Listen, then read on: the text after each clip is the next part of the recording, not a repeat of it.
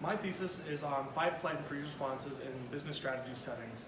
So within each of us, there are these evolved characteristics and responses that happen when our brain perceives a threat. So when our brain perceives a threat, our amygdala does a quick calculation comparing us to our threat. If we're greater than our threat, our brain tells us that we should fight.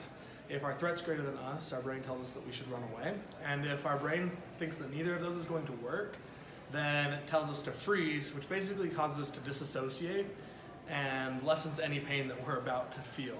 So we've talked about these things a lot in terms of psychology and even in interpersonal relationships and business settings, but no one has really talked about them in terms of business strategy.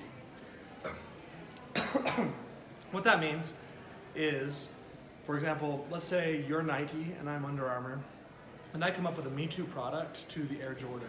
How do you as a company respond? So you could either fight, which would be to engage in like pricing strategies, competitive marketing and things like that. You could run away and basically say, hey, like we didn't want to do shoes anyway, you guys can have shoes. Or you can freeze, which would be to do nothing. And so what we did is we looked at a whole bunch of companies and business cases that engaged in these strategies either to their betterment or to their detriment. And we looked for the underlying principles and connections between all of them.